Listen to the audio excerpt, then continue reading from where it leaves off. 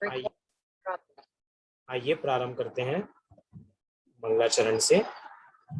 सभी लोग हाथ जोड़ लीजिए। नमो अरिहंताणं नमो सिद्धाणं नमो आयर्याणं नमो उवाझायाणं नमो लोये सव्यसाहूणम् मंगलम भगवान वीरो मंगलम गौतमो गणी मंगलम कुंद कुंदाद्यो जैन धर्मोस्तु मंगलम सर्वमंगल मांगल्यम सर्वकल्याणकारकम प्रधानं सर्वधर्माणां जैनं जयतु शासनम् जैनं जयतु शासनम्। ग्रंथ का मंगलाचरण। यस्य स्वयं स्वभावाप्ति प्रभावे कृत्स्न कर्मणः तस्मै संज्ञान रूपाय नमोस्तु परमात्मने नमोस्तु परमात्मने। अर्थात उन परमात्मा को मेरा बारंबार नमस्कार हो, बारंबार नमस्कार हो। कैसे परमात्मा को मेरा बारंबार नमस्कार हो? जो परमात्मा सम्यक ज्ञान स्वरूप हो गए हैं। और वो सम्यक ज्ञान स्वरूप कैसे हुए हैं? यस्य स्वयं स्वभावाय, अपने ही स्वयं के स्वभाव की प्राप्ति करने से। और अपने ही स्वयं के स्वभाव की प्राप्ति करने से क्या हुआ है? समस्त कर्मों का अभाव हो गया है। अर्थात जिसको एक की खबर हो जाती है, जिसको आत्मा की खबर हो जाती है, तो भैया बाकी बाहर में सब काम हो जाते हैं। कर्मों का नाश करना था तो कर्मों का नाश हो गया, लेकिन कैसे हुआ? यस्य स्वयं स्वभाव। जो अपने कार्य में लीन हो जाएगा उसका कार्य ऑटोमेटिक हो ही जाएगा। कर्मों को नाश करने चाहते थे, लेकिन चाहना वास्तव में कैसा था? अपने स्वरूप को ध्याया और सर्व कर्म ऑटोमेटिक नाश हुए। कर्मों के पीछे नहीं भागे। कर्मों को नाश करने के लिए कर्मों की कोई नाश करने की कोई विधि नहीं है बाहर में, कि बाहर में हम कोई टोना टोटका कराएं तो भैया हमारे सारे कर्म दूर भाग जाएं, या हम बाहर में कोई क्रिया कर्म करें तो हो जाए। कह रहे नहीं, एकमात्र एक ही विधि है, यस्य स्वयं स्वभाव। और एक कौन कह रहे हैं? ये आचार्य पूज्य पाद देव कह रहे हैं, जो 1500 साल पहले हुए। अर्थात ये आज की बात नहीं है, ये प्राचीन बात है। साथ साथ में प्राचीन है और मूल धारा से जुड़े हुए हैं आचार्य देव, अर्थात मूल दिगंबर आमनाय से जुड़े हैं। यस्य स्वयं स्वभाव आपकी, जो स्वयं के स्वभाव की प्राप्ति करते हैं उनके समस्त कर्मों का भाव हो जाता है। ऐसे सम्यक ज्ञान स्वरूप परमात्मा को मेरा बारंबार नमस्कार हो, मेरा बारंबार नमस्कार हो। अब वास्तव में वो मंगल घड़ी कही जाए, वो शुभ घड़ी कही जाए, जिस दृष्टि से, जिस लक्ष्य से हमने इस ग्रंथ की शुरुआत की थी, जितने उत्साह से हमने इस ग्रंथ की शुरुआत की थी, बिना नाके आज हम इस ग्रंथ को यहाँ पर पूर्ण करने जा रहे हैं। अर्थात हम ये नहीं कह सकते कि हम इस ग्रंथ को अंत करने जा रहे हैं, क्योंकि वास्तव में ग्रंथ का नाम क्या है? इष्टोपदेश। इष्ट के उपदेश का कभी अंत होता ही नहीं है। इसलिए वास्तव में हम ग्रंथ की पूर्णता कर रहे हैं, लेकिन ग्रंथ पूर्ण हो गया इसका ये मतलब नहीं है कि हमारा कार्य भी हो गया। अब तो हमारा कार्य शुरू हुआ है। अब तो हमने सीखा है कि वास्तव में इष्ट का उपदेश है क्या। अभी तक तो हमें इस बात की खबर ही नहीं थी कि वास्तव में क्या मेरे लिए हितकारी है, क्या मेरे लिए अहितकारी है। लेकिन अब मुझे भान हो गया कि वास्तव में करने योग्य कार्य तो मात्र एक ही है, वो है अपनी आत्मा को ध्याना। बाकी सब कार्य बाहर में होते रहेंगे। अगर बाहर के कार्य ना हो तो ठीक है। अगर भैया तुम्हें संसार की सारी विद्याएं नहीं आए, तुम्हें बिजनेस करना ना आए, ठीक है। तुम्हें जॉब करनी ना आए, ठीक है। तुम्हें घर चलाना ना आए, ठीक है। लेकिन आत्मा को ध्याना अवश्य आना चाहिए। जिसने अपनी आत्मा को ध्यान लिया, भैया बाहर के कार्य सब व्यर्थ हैं, वो तो हम मात्र कार्य चलाने के लिए कर रहे थे। लेकिन जिसको आत्मा की खबर हो गई, उसको भैया बाहर के कोई कार्य जो हो तो ठीक, नहीं हो तो ठीक। हमारे मुनिराज अपनी आत्मा का ध्यान करते हैं तो बाह्य जगत की चिंता करके ध्यान नहीं करते हैं कि ओह मैं मुनिराज बन गया हूं, मेरे ऊपर पूरे जगत के कल्याण का भार है। कह रहे भैया उनको पूरे जगत के कल्याण करने का भाव नहीं है। मुनिराज उपदेश भी देते हैं तो भव्य जीवों को उपदेश देते हैं कि भैया अभी तुम्हें अपना कल्याण करना हो तो करो, हम तो मात्र तुम्हें समझा ही सकते हैं, हम तो तुम्हें वो मोक्ष का मार्ग मात्र दिखा सकते हैं, चलना तो तुम्हें स्वयमेव ही पड़ेगा। ऐसा हमें विचार करना चाहिए। आचार्य पूज्यपाद देव द्वारा विरचित ये इष्टोपदेश नामक ग्रंथ हम सभी के बीच में उपस्थित है। अभी तक कितनी गाथाएं हम देख चुके हैं? 50 गाथाएं, 50 श्लोक हम यहाँ पर पूर्ण कर चुके हैं। कितने हैं? 51। मात्र एक की दूरी, और 51 तो शुभ भी होता है, जो भी दे तो एक की संख्या में बढ़ा के दे। 11 दो, 21 दो, 51 दो, 5100 दो, मतलब 51 51 ये एक। अर्थात अब यहाँ पे आचार्य देव मंगल करना चाह रहे हैं कि भैया एक मंगल आचार्य देव ने प्रारंभ में किया था, जिसको हमने कहा था मंगलाचरण। मंगलाचरण मात्र शुरुआत में नहीं होता है। मंगलाचरण ऐसा है कि भैया जब करना चाहे तब कर ले मंगलाचरण।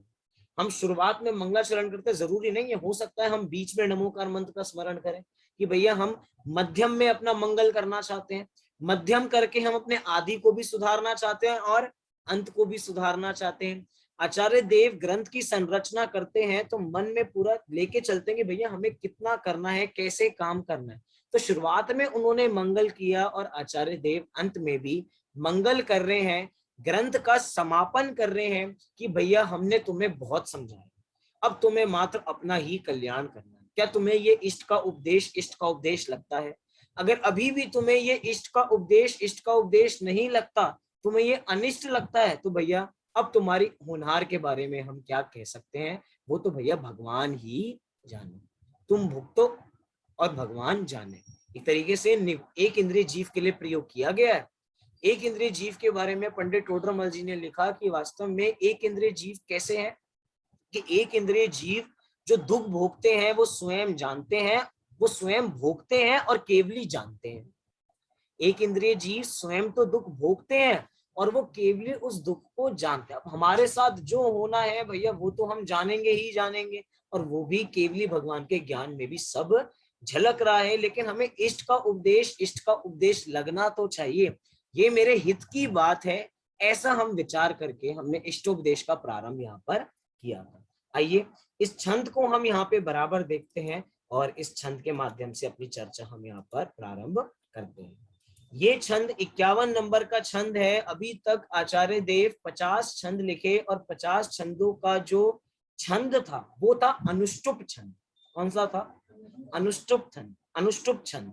अब आचार्य देव यहाँ पे छंद की लय बदल रहे हैं, आचार्य देव छंद बदल रहे हैं। ये वास्तव में कौन सा छंद है?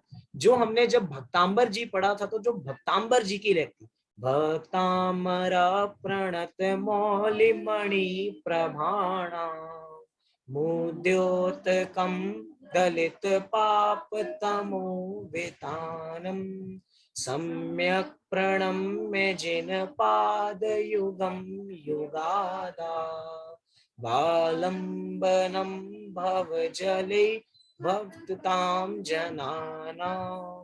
जो ये लय है, इसी लय के अंदर हम ये 51वां छंद यहाँ पर देखने जा रहे थे। बहुत ध्यान से देखेंगे, बहुत सरल छंद है, दिखने में तो ऐसा लग रहा होगा कि डबल छंद है, अभी तक हम जितनी चर्चा कर रहे हैं उसकी डबल हो गया, लेकिन वास्तव में बहुत सरल छंद है। आइए छंद को हम यहाँ पर देखते हैं, क्या कहना चाहते हैं आचार्य देव।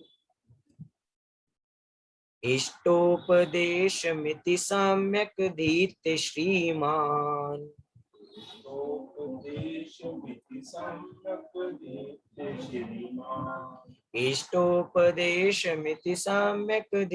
श्रीमान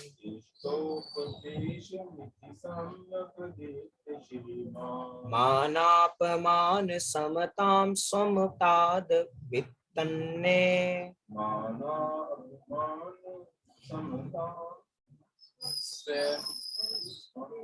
फिर से पढ़ता हूं मैं एक बार, बराबर देखिए।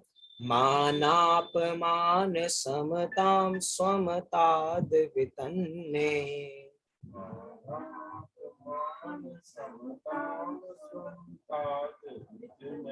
बहुत सरल है। मान अपमान समताम, तीनों शब्दों को मिला दिया। मानापमान समताम समताद वितन्ने। पढ़िए।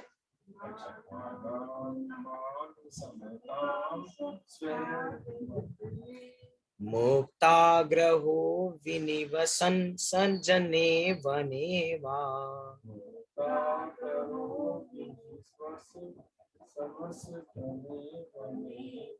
फिर से देखिए, जो बीच का शब्द है क्या दे रखा है यहाँ पे? विनिवसन, विनिवसन सजने वनेवा। मुक्ताग्रहो विनिवस सज्जने वनेवा।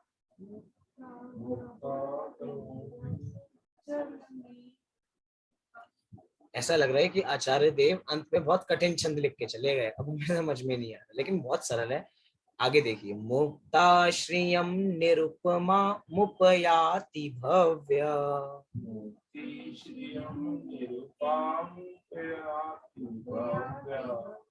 देखिए बराबर मैं एक छंद को पढ़ता हूँ, आप सब लोग बराबर देखिए। इष्टोपदेश मिति सम्यक दीप्ते श्रीमान मानापमान समताम समताद वितन्ने। मुक्ताग्रवो विनिवसन सजने वने वा। मुक्ति श्रियम निरुपमा मुपयाति भव्य। हिंदी पद्यानुवाद बहुत सरल है। भव्य इष्ट उपदेश सुन तजी हट माना मान। आत्मज्ञान समता ग्रहे ले अनुपम निर्वाण। ले अनुपम निर्वाण। हिंदी में इतना सरल छंद है और संस्कृत का हमें बहुत कठिन लग रहा है, लेकिन कोई कठिन नहीं है। याद कीजिए, प्रारंभ छंदों में कहा गया था जो 50 कोस तक चल सकता है, क्या वो 2 कोस चलने में थक जाएगा? जो 50 छंद पढ़ के आ सकता है, क्या वो 51वां छंद पढ़ने में थक जाएगा? अब एक बार मैं इस छंद को फिर से पढ़ता हूं, आप लोग पुनः अकेले स्वयं पढ़ेंगे तेज तेज, ठीक है? पहले मैं पूरा पढ़ता हूँ। इष्टोपदेश मिति सम्यक दीप्ते श्रीमान मानापमान समताम समताद वितन्ने। मुक्ताग्रहो विनिवसन सजने वने वा। मुक्ता मुक्ति श्रियम निरुपमा मुपयाति भव्य। पढ़िए आप सभी लोग।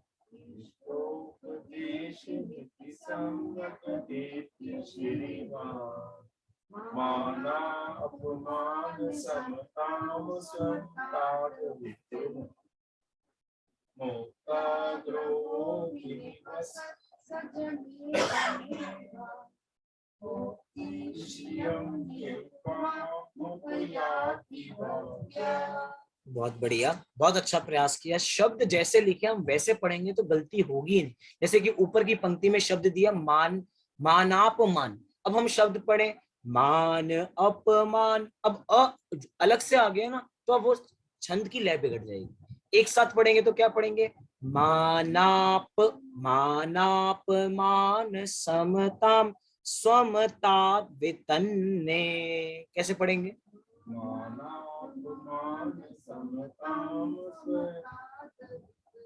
देखिए शुरू में ध्यान दिया, बाद में ध्यान नहीं दिया, इसलिए बात की गड़बड़ हो गई। स्वम ताद वितन्ने, स्वम स्वम स्वम स्वम ताद वितन्ने।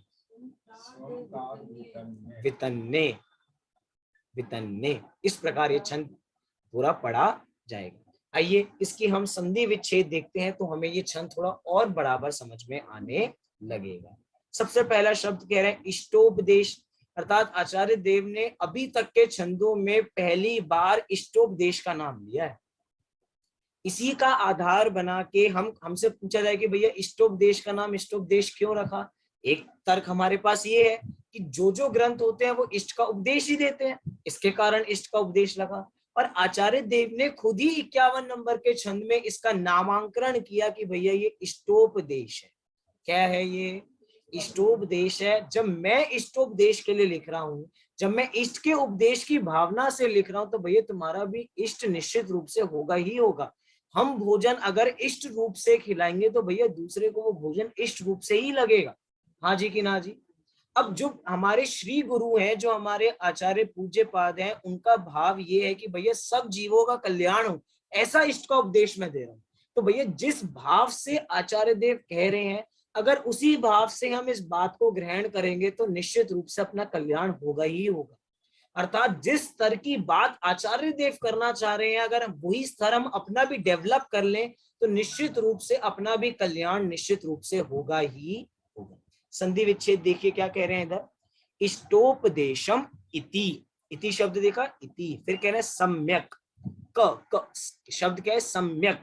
जब ये मिलता है तो ग बन जाता है, लेकिन सम्यक अधीत्य श्रीमान, मान अपमान समताम, शब्द क्या है? मान अपमान समताम, फिर शब्द दिया स्वमतात, स्वमदाद, आगे क्या दिया? वितन्ने, शब्द क्या दिया है आगे?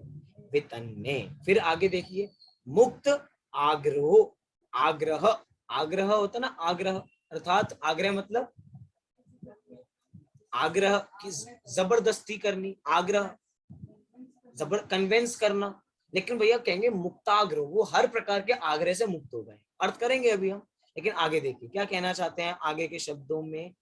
विनिवसन, विनिवसन अर्थात निवास करना, करेंगे अर्थ, लेकिन सज्जने, जहाँ पे जन रहते हैं, वने जहाँ पे लोग नहीं रहते हैं, वा अर्थात अथवा, मुक्ति श्रियम, श्रियम अर्थात दो शब्द है, मुक्ति श्रियम, श्रियम अर्थात लक्ष्मी, श्री, फिर कह रहे हैं निरुपमाम उपयाति भव्य। इस प्रकार ये पूरा छंद हमने यहाँ पर देखा। इसकी संधि विच्छेद देखी, आइए इसका अर्थ भी हम यहाँ से जानते हैं। क्या कहना चाहते हैं आचार्य देव? इष्टोपदेशम इति सम्यक अधीत्यम श्रीमान, कि इष्ट का उपदेश, इष्टोपदेश सम्यक अधीतम, कि इष्ट का उपदेश अच्छी तरह से अभ्यास करके, अधीत्य, अधीत्य अर्थात, अधीत्य अर्थात अभ्यास करना। कैसे अभ्यास करना? सम्यक प्रकार से अभ्यास करना।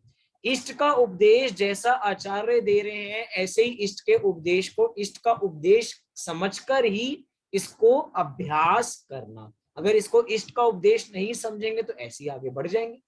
आपको पता है अनेकों यूनिवर्सिटीज में जैन धर्म पढ़ाया जाता है, लेकिन हो सकता है वो प्रोफेसर जैन ना हो।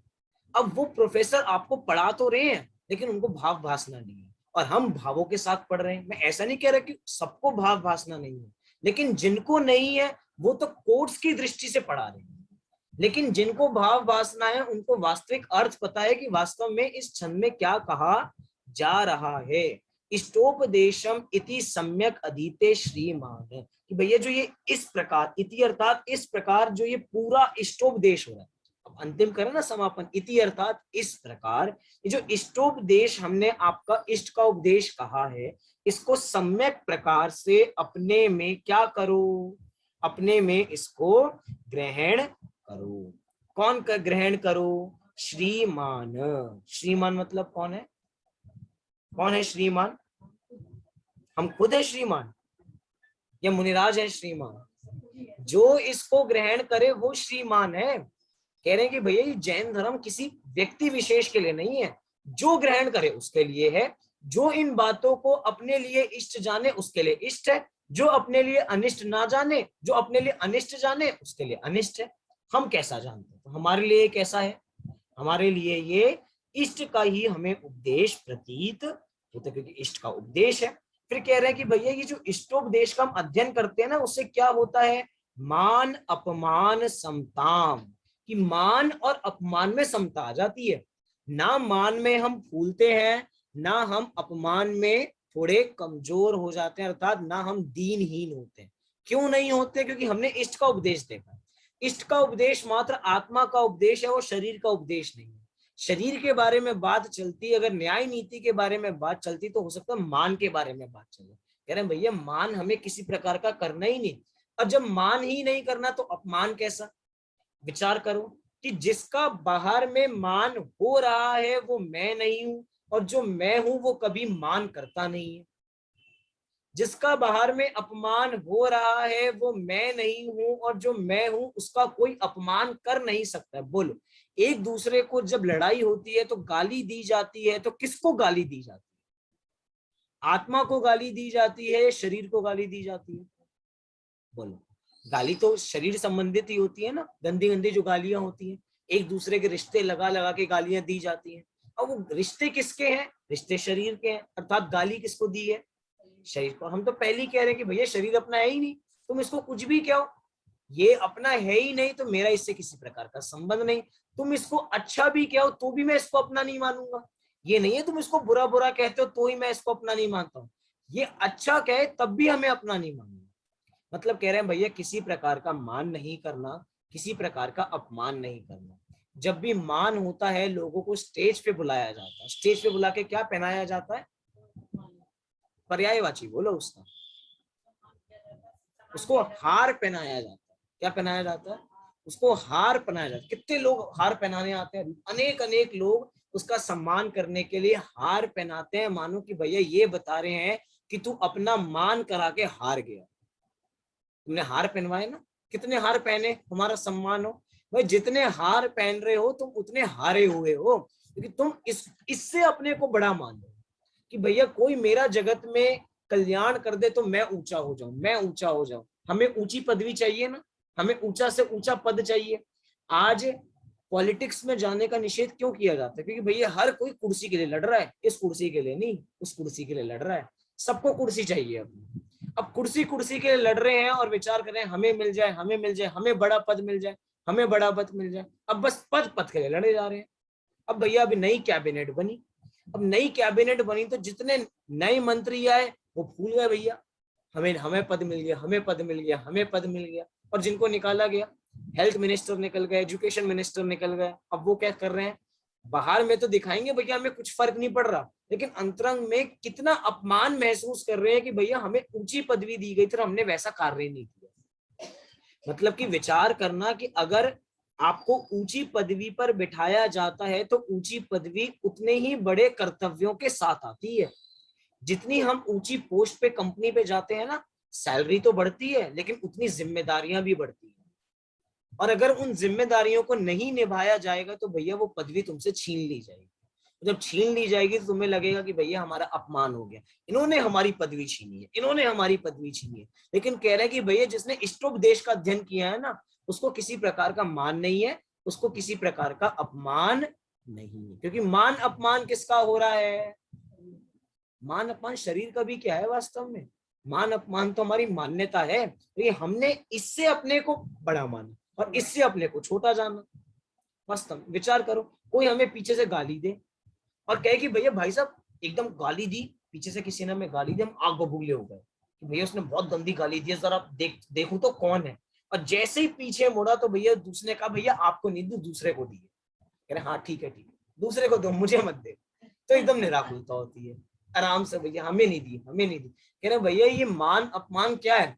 अभी शब्द तो वही थे जो उसको कहे गए और सामने वाले व्यक्ति को गए, अब तुमने उसमें राग किया तो तुम्हें दुख हो रहा है।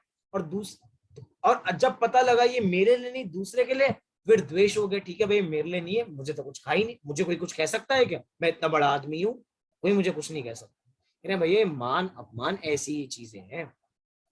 जब हम 10 लक्षणों में बात करते हैं तो कहते हैं कि भैया ये दौलत मिलती है ना, दौलत क्या मिलती है? दौलत, धन दौलत सबको चाहिए, हाँ जी कि ना जी? चाहिए धन दौलत। तो जिन जिनको दौलत मिलती है ना, तो जिनको दौलत मिलती है, दौलत अपने साथ 2 लात लाती है जो पीछे मारती है, तो जीव ऐसे फूल जाता है। और जब 2 लात आगे पड़ती है दौलत की, पैसा छिन जाता है, तो ये ऐसा होता है। दोनों ही अवस्थाओं में सीधा नहीं है। जो सेठ है वो ऐसे चल रहा है, वो ऊपर देख के चल रहा है, जो दीनहीन है वो नीचे देख के चल रहा है, और जो समता रखा हुआ है वो सीधा चल रहा है। बोलो सीधा पना अच्छा है, टेढ़ा पना अच्छा है? सीधा नहीं भैया, आजकल सीधा चल नहीं सकते, संसार इतना खराब हो गया, आजकल का माहौल इतना बेकार हो गया है, कोई अगर 1 नंबर का काम करना चाहे तो कर नहीं सकता। इतना समय बुरा चल रहा है, करना तो पड़ेगा, करना पड़ेगा। तो भैया विचार करना, हमें क्षमता नहीं है। लेकिन इष्टोपदेश जिसने अच्छी तरह पढ़ा है उसको किसी प्रकार का मान नहीं है, उसको किसी प्रकार का अपमान नहीं है। अभी विचार करो, इष्टोपदेश अभी हम पढ़ रहे हैं, पढ़ते पढ़ते किसी को मान हो रहा है क्या कि भैया हमें हम है, हम किसी को नहीं हो रहा जे, और अब चल मान अपमान लग रहा है क्या? नहीं लग रहा। क्यों नहीं लग रहा? क्योंकि भैया इष्ट का उपदेश है, ये हमारी आत्मा की बात चल रही है। बोलो, जब जब हमारी बात चलती है तो हमें अच्छा लगता नहीं लगता? चार लोग बैठे हैं और मेरी तारीफ कर रहे हैं तो मुझे अच्छा लगेगा नहीं लगेगा? बोलो। और चार लोग अगर बुराई कर रहे होंगे तो बुरा लगेगा। लेकिन कह रहे हैं भैया ये आचार्य है ना, ये आचार्य 50 छंदों में हमारी आत्मा की तारीफ करके आए हैं, और इसकी हमें खबर नहीं है कि भैया ये मेरी तारीफ चल रही है, मेरे गुणगान है आचार्य देव। और एक आचार्य नहीं लगे, जितने आचार्य हैं वो हम सबकी आत्मा के गुणगान करने में लगे हुए हैं, सबकी आत्माओं के। भैया तुम अपने गुणों को तो जानो, अपने को जानोगे तो मान अपमान नहीं होगा। मैं बड़ा, मैं बड़ा, थोड़ी पदवी मिलती है तो मैं बड़ा, जरूरी नहीं है। विचार करना क्या कहा जा रहा है। एक 8 साल के मुनिराज है और एक 90 साल का वृद्ध है, बोलो कौन बड़ा? एक 8 साल के मुनिराज है और एक 8 साल के मुनिराज हुए ना, कौन हुए? जिनसेनाचार्य। तो ये 8 साल के जो मुनिराज हुआ, कितने साल के?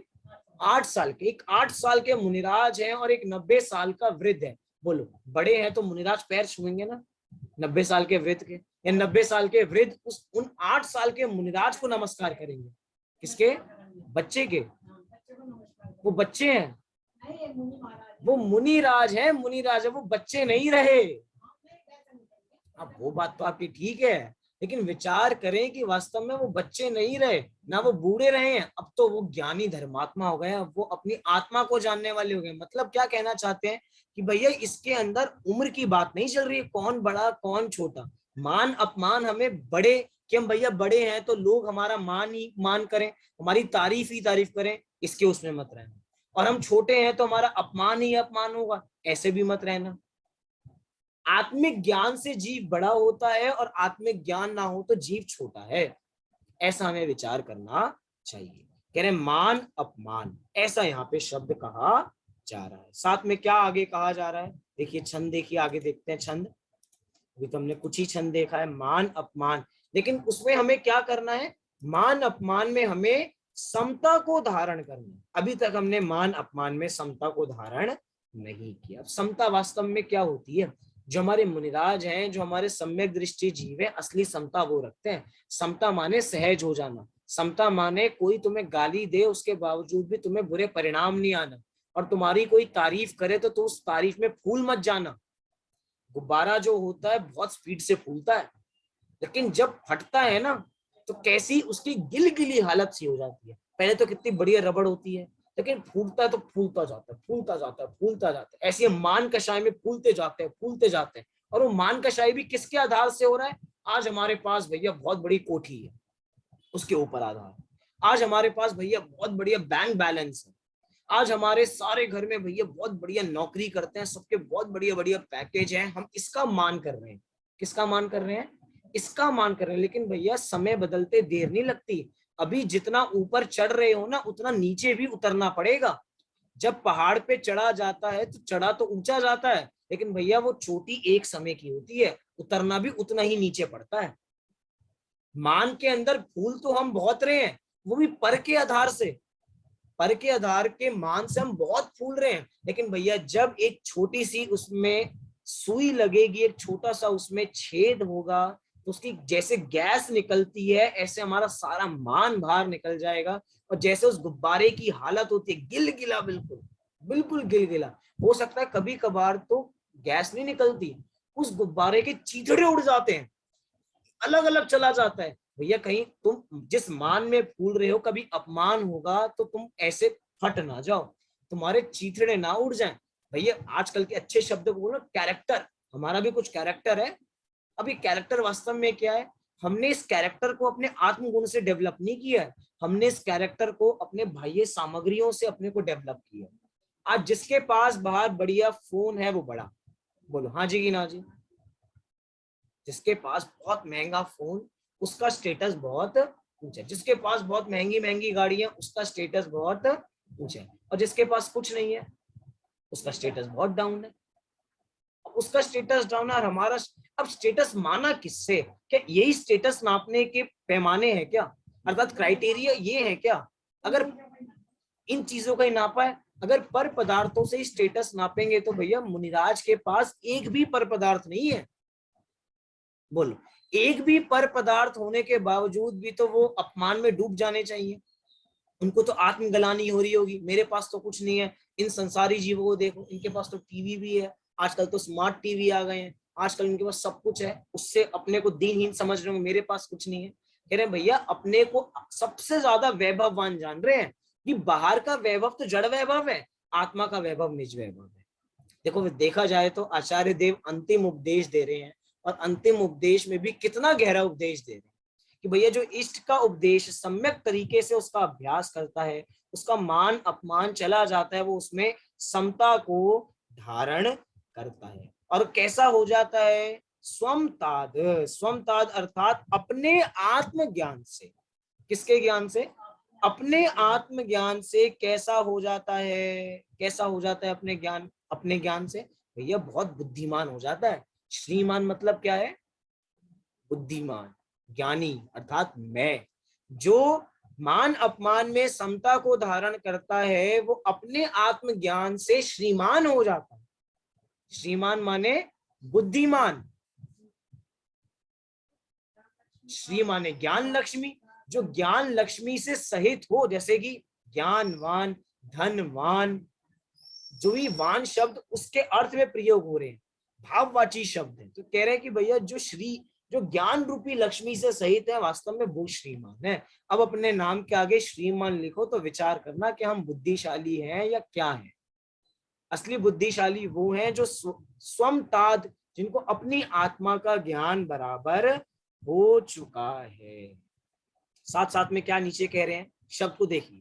ऊपर की पंक्ति में जो शब्द दिया है मान अपमान समताम, कि जो ज्ञानी जन है जो अपनी आत्मा का ध्यान करते हैं वो मान अपमान में समता को धारण करते हैं, अर्थात मान अपमान में समता का विस्तार करके, वितन्ने अर्थात मान अपमान में समता का विस्तार करते, कि मान अपमान से पार हो गए, समता का विस्तार करें, समता का विस्तार करें। समता का विस्तार क्या कर रहे हैं? कि भैया हर प्रकार का आग्रह से मुक्त हो रहे हैं, मुक्ताग्रहो, सब प्रकार के आग्रहों से मुक्त होते जा रहे, किसी प्रकार का आग्रह ही नहीं है।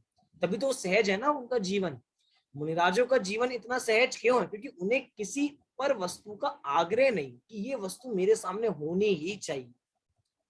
जब बर्थडे आता है ना, बर्थडे, तो अक्सर क्या डिमांड की जाती है कि मुझे बर्थडे पर ये ही चाहिए। ये क्या है? ये आग्रह है। और कभी कभार ये आग्रह दुराग्रह में बढ़ जाता है। कुछ भी हो, अब बच्चा फैल गया दुकान पे जाके, मुझे तो ये लेना, मुझे तो ये लेना, मुझे तो ये लेना, इसके बिना तो मैं यहाँ से जाऊंगा ही नहीं। अब बोलो, शर्म के हमारे दिलाना पड़ता है, चाहे जेब में पैसे ना हो, कुछ भी करके दिला। अब वो बच्चे का वो आग्रह नहीं, वो दुराग्रह था, उसने परिस्थिति को नहीं समझा। मुनिराज सारी परिस्थिति समझते हैं, सब जगत का स्वरूप समझते हैं, तो भैया वो सभी आग्रहों से कैसे हैं? मुक्त है। मुक्त, किसी प्रकार का आग्रह ही नहीं है। साथ साथ क्या कह रहे हैं? विनिवसन। विनिवसन अर्थात, विनिवसन अर्थात विशेष रूप से कहाँ निवास करते हैं ऐसे लोग? सज्जने अर्थात जहां पे लोग रहते हैं, वने अथवा जहां पर लोग नहीं रहते हैं, वन। अर्थात इन दो शब्दों से कहना चाह रहे हैं कि भैया मुनिराज भी और हमारे गृहस्थ भी, और ऐसे गृहस्थ जो सम्यक दर्शन को प्राप्त कर चुके हैं। क्योंकि भैया अभी जो गृहस्थ है वो जंगल में जाके थोड़ी रहेगा। जो गृहस्थ है, पंचम गुणस्थानवर्ती जीव भी एक सातवीं प्रतिमा से पहले पहले ना, खुद जहां तक कि सातवीं प्रतिमा से पहले पहले तक स्वयं खुद कमा के खा सकता है।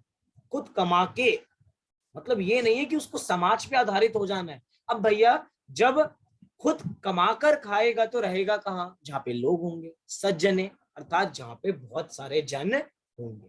कह रहे हैं कि भैया मतलब शहर में, अर्थात जहाँ पे अनेक लोग होते हैं, वहां पे भी सम्यक दृष्टि जीव पाए जाते हैं। मतलब विचार करने वाली बातें हैं कि सज्जने वनेवा, कहाँ पे? नगर में अथवा वन में निवास करते हैं। कौन निवास करते हैं? जिन्होंने सब प्रकार के आग्रहों का त्याग कर दिया है, जिन्होंने मान अपमान की समता का विस्तार कर दिया है, जिन्होंने इष्ट के उपदेश को सम्यक प्रकार से अभ्यास कर लिया है, और उस अभ्यास को करके वो श्रीमान बन गए हैं। श्रीमान बन गए हैं अर्थात बुद्धिमान बन गए हैं। आपको पता है हमारे यहाँ शास्त्रों में शब्द प्रयोग होता है बुद्धिमान के लिए, बुद्धू। क्या शब्द प्रयोग होता है? बुद्धू। बोलो, तुम लोग बुद्धू हो क्या? हम लोग बुद्धू हैं क्या? अच्छा, सिद्ध भगवान बुद्धू हैं क्या? अरे कैसी बात कर रहे हो, इतने गंदे गंदे शब्द बोल रहे हो। सिद्ध भगवान बुद्धू होंगे क्या? कह रहे हाँ भैया, सिद्ध भगवान सबसे बड़े बुद्ध, सबसे बड़े। भैया थोड़ी जबान को संभालो, बुद्धू बोल रहे हो। कह रहे भैया जबान को संभालने की बात ही नहीं है। बुद्धू मतलब होता ही है जिनके पास बहुत बुद्धि हो। आज के समय में शब्दों का अर्थ ही बदल गया है। जैसा उसका अर्थ है वैसा लोग ग्रहण करते ही नहीं है। हमारे मुनिराजों के लिए शास्त्रों में शब्द का प्रयोग किया है लुच्चा। क्या शब्द का प्रयोग किया है मुनिराजों के लिए? लुच्चा। लुच्चा कौन होता है? हम शब्द का प्रयोग करते हैं लुच्चा आवारा। लुच्चा आवारा। मुनिराज लुच्चे भी हैं और आवारे भी हैं। कैसी कैसे बात कर रहे हैं, मुनिराज लुच्चे हैं आवारे हैं? हाँ भैया, मुनिराज लुच्चे हैं, क्योंकि वो केश लुंचन करते हैं तो उनको लुच्चा कहा जाता है। आवारे अर्थात भैया वो बाहर में ही विचरण करते हैं। क्या हमारे मुनिराज क्या है? दिगंबर मुनिराज, जिनकी दिशाएं ही है अंबर जिनकी। भैया वो बाहर में ही, अर्थात बाहर में विचरण करना से मतलब घर में नहीं रहते, बाहर में ही रहते हैं।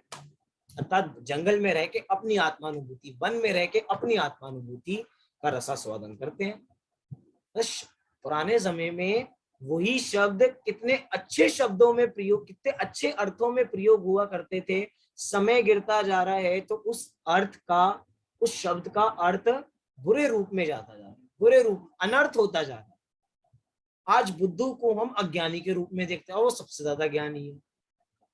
कह रहे कि भैया ऐसे मुक्त हो गए हैं सभी आग्रह से, और कहाँ रहते हैं? निवसन कहाँ करते हैं? सजने अर्थात नगर में या अथवा वन में। और मुनिराज के साथ भी लगा सकते हैं। मुनिराज हमेशा वन में नहीं रहते, नगर में भी रहते हैं। नगर का भी तो समय है ना, अलग अलग समय बताया है कि जब चातुर्मास होता है तो भैया मुनिराज नगर के आसपास ही रहते, क्योंकि अधिक तो उनको विहार करना नहीं है। चातुर्मास का समय, अभी जैसे चातुर्मास चल रहा है, और अभी तो विशेष रूप से अष्टानी का पर्व चल रहे हैं। अष्टानी का पर्व में तो वैसे ही ज्यादा बाहर जाने का चांस बनता ही नहीं है, अपने ही स्वरूप में गुप्त रहते हैं। तो नगर का भी अपना अलग समय है कि भैया अधिक से अधिक कितने दिन रहेंगे, और जंगलों में अधिक से अधिक कितने समय रहेंगे। इसका भी पीछे लॉजिक है। अगर एक जगह 3 या 4 दिन से अधिक रह लेते हैं तो हो सकता है राग उत्पन्न होने लग जाए उस जगह से। ये जगह बड़ी अच्छी है। अगर हम होटल में रहने लग जाए, हमें होटलों की आदत लग जाए, तो भैया घर के गद्दे बुरे लगने लगेंगे। लेकिन होटल में कुछ दिन रहते हैं, घर हमेशा रहता है, तो घर की आदत है। कह रहे हैं कि भैया अगर अधिक देर वहां रहेंगे तो वहीं की आदत लग जाएगी। एक तरीके से सज्जने और वने का अर्थ हम ऐसे कर सकते हैं मुनिराज लगा के, और सज्जने अर्थात हम गृहस्थ के बारे में विचार कर सकते हैं, जो सम्यक दृष्टि श्रावक हैं उनके बारे में भी विचार कर सकते हैं। तो क्या हो गया उनके साथ? मुक्ति श्रियम। श्रियम अर्थात लक्ष्मी। श्री कौन सी लक्ष्मी? मुक्ति रूपी लक्ष्मी। हम कहते हैं ना, अंत में जब प्रवचन पूर्ण करते हैं, इसी मंगल भावना से हम मोक्ष रूपी लक्ष्मी का वर्ण। ये मोक्ष रूपी लक्ष्मी क्या है? मोक्ष रूपी लक्ष्मी वो लक्ष्मी है, वो असली लक्ष्मी, श्री लक्ष्मी, अंतरंग की लक्ष्मी। बाहर की लक्ष्मी की बात नहीं कर रहे हैं। बाहर की लक्ष्मी तो जड़ है, अंतरंग की लक्ष्मी चेतन है, चेतन। ये जीव लक्ष्मी पे भार पे मरता है। भैया लक्ष्मी जी की पूजा करो। किसकी पूजा करो?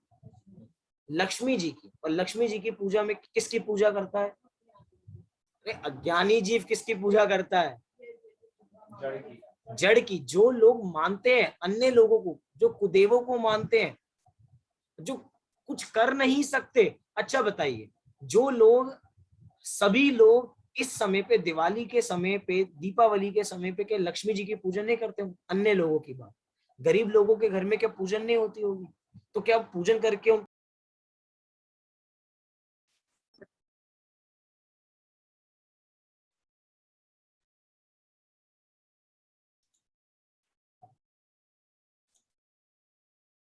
वास्तव में यहाँ पे कहा जा रहा है कि जिसने अंतरंग लक्ष्मी की प्राप्ति की है उसका निश्चित रूप से कल्याण होता ही होता है, और जिसने अंतरंग लक्ष्मी की कभी कदर नहीं की उसको बाहर में भी कोई चीज की प्राप्ति होती नहीं है। ऐसा हमें यहाँ पे समझना चाहिए। तो मुक्ति रूपी लक्ष्मी, फिर आगे क्या कह रहे हैं, निरुपमाम, अर्थात ये मुक्ति रूपी लक्ष्मी ऐसी है जो निरुपमा है, अर्थात इसकी जगत में किसी प्रकार की उपमा नहीं दी जा सकती, उपमा रहित है। अर्थात भैया उपमा भी उसकी दी जाती है जो साथ वाला, कल हमने चर्चा की थी ना।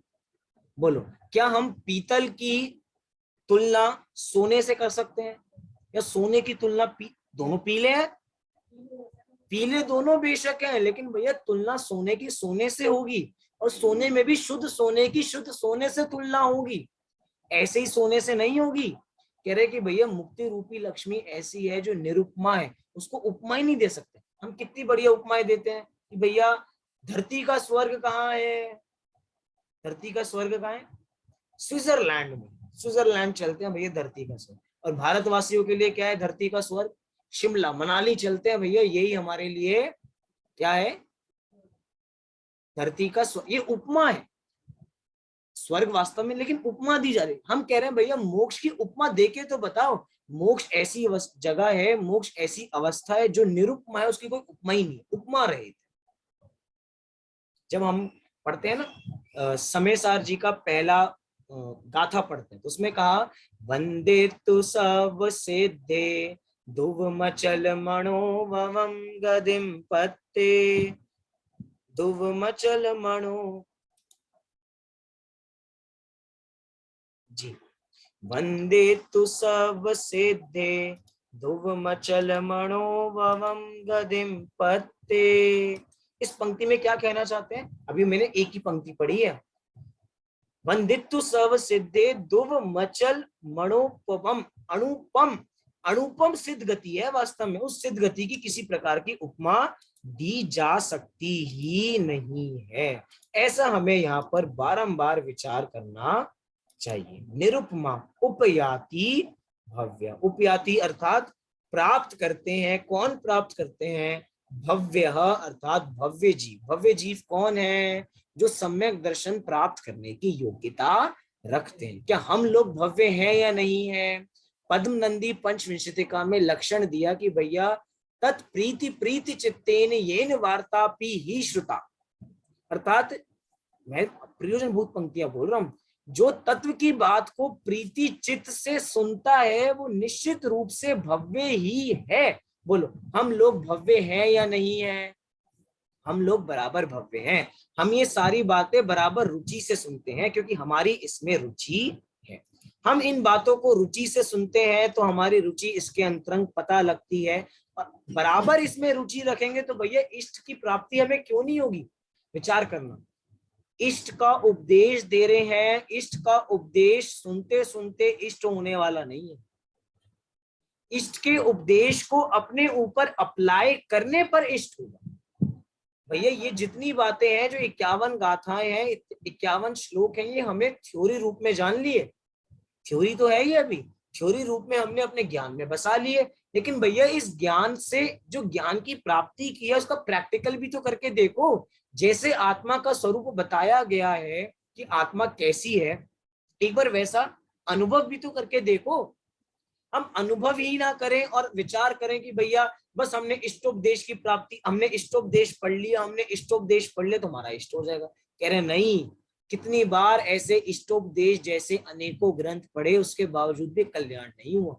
लेकिन यहाँ पे कह रहे हैं कि भैया जो सच्चे दिल से, क्या अंतिम बात चल रही है फिर अपन पूर्ण करेंगे, जो सच्चे दिल से इष्ट की प्राप्ति निश्चित रूप से करता है, जो असली में विचार करता है कि इसमें मेरा हित ही है, कि इसमें मेरा हित भाषित होता है, जो इस रुचि से सुनता है उसका निश्चित रूप से इष्ट होता ही होता है। हम परमेष्ठी बनना चाहते हैं, नहीं बनना चाहते। परमेष्ठी की परिभाषा क्या है, बोलिए परमेष्ठी की परिभाषा क्या।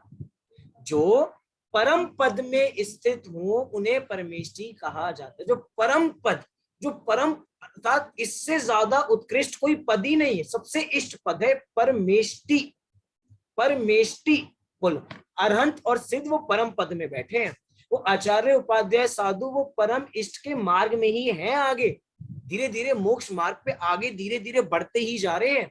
हमसे तो कई गुना आगे है ना, कई गुना आगे। क्या है, हमारी गाड़ी तो चालू ही नहीं हुई है अभी, अभी तो हमारी गाड़ी में जाम लगा हुआ है। पहले इंजन ठीक कराओ, सम्यक दर्शन की प्राप्ति करें। पहले सम्यक दर्शन की प्राप्ति करेंगे तो निश्चित रूप से अपना निश्चित रूप से कल्याण होगा ही होगा। बातें हम अनेक कर सकते हैं। विचार तो ये भी था कि एक कक्षा और लेके 51 गाथाओं का सार देखा जाए, लेकिन विचार किया कि वास्तव में 50 नंबर के श्लोक में यही तो आचार्य देव ने किया है, जीवो न्या पुद्गलाश्चान्य, कि जीव अन्य है और पुद्गल अन्य है। और हमने एक एक दिन देके अनेक माध्यम से विचार किया। हम चाहते तो एक ही छंद को दो दो दिन भी चला, मतलब एक दो छंद को एक दिन लेके भी पूर्ण कर सकते थे, तीन तीन छंद भी ले सकते थे, लेकिन हमने विचार किया कि हमें किसी बात की जल्दी तो नहीं है, ना हमें कहीं जाना है, ना हमारी कोई ट्रेन छूट रही, तो क्यों ना, जब आचार्य ने हमारे लिए एक एक छंद लिखा है तो बराबर हम एक एक छंद को ही क्यों ना देखें, और निश्चित रूप से उसका घोलन बराबर क्यों ना करें। एक गाय जैसे जुगाली करती है, ऐसे ही हमें इस ग्रंथ का बराबर घोलन करना है अपने में, बारंबार बारंबार बारंबार। ग्रंथ तो पूर्ण हो गया है, ग्रंथ का समापन भी हो गया, लेकिन ग्रंथ का समापन तब होगा जब हम इसके बाद फिर से शुरू करेंगे इष्टोपदेश। कि जो जो हमारी चर्चाएं चल रही है वो इष्ट का उपदेश ही है, भगवान की जितनी बातें हैं वो इष्ट के उपदेश ही है। बोलो, ऐसी कौन सी बात है भगवान की जो इष्ट का उपदेश ना हो। गुरुदेव श्री प्रवचनों में कहा करते थे कि 100 इंद्र की उपस्थिति में, गणधरों की उपस्थिति में, वो सबको क्या बता रहे हैं, एक भगवान आते हैं। बोलो, 100 इंद्र, बड़े बड़े इंद्र बैठे हैं, लेकिन वो बड़े इंद्र भी उन भगवान के सामने झुकते ही हैं। और सोचो वो भगवान किसके सामने झुकते हैं, क्या भगवान भी झुकते हैं क्या? भैया भगवान भी अपने अंतरंग स्वभाव में झुकते हैं, बाहर में कहीं नहीं झुकते हैं। हम अपने अंतरंग स्वभाव में झुके, इसी मंगल भावना से हम अभी की बात को पूर्ण करते हैं, इस ग्रंथ की पूर्णता करते हैं। हो सकता है बीच बीच में ये 51 छंद है, कहीं उच्चारण में मेरे से भी भूल रही हो, तो जब भी हम इस ग्रंथ को फिर से पढ़ें तो बराबर इसका सम्यक प्रकार से उच्चारण करें। कोई अर्थ अगर विपरीत हुआ हो तो उसको भी सम्यक प्रकार से ग्रहण करें, लेकिन प्रयास यही किया गया है कि कोई अर्थ अनर्थ ना, लेकिन भूल चूक से कोई अर्थ अनर्थ की तरफ जा रहा हो तो हम सम्यक हैं, हम सब ज्ञानवान हैं। आचार्य देव ने कहा ना, श्रीमान, हम सब बुद्धिमान हैं। अपनी बुद्धि से हम उसका सुधार करें और इष्टोपदेश को अपने अंतरंग में ग्रहण करें। अब हमारा इष्टोपदेश ग्रंथ की पूर्णता हो गई है। अब आने वाले दिनों में हम विचार कर रहे हैं कि कुछ प्रथमा नियोग की कहानियां पुनः ली जाएं, ज्यादा दिन नहीं, कुछ ही दिन ली जाएं, उसके बाद हम एक अलग विषय यहाँ से प्रारंभ करेंगे जिसकी सूचना आपको समय से प्राप्त हो जाएगी। अभी सभी लोग 9 बार नमोकार मंत्र का पाठ करेंगे।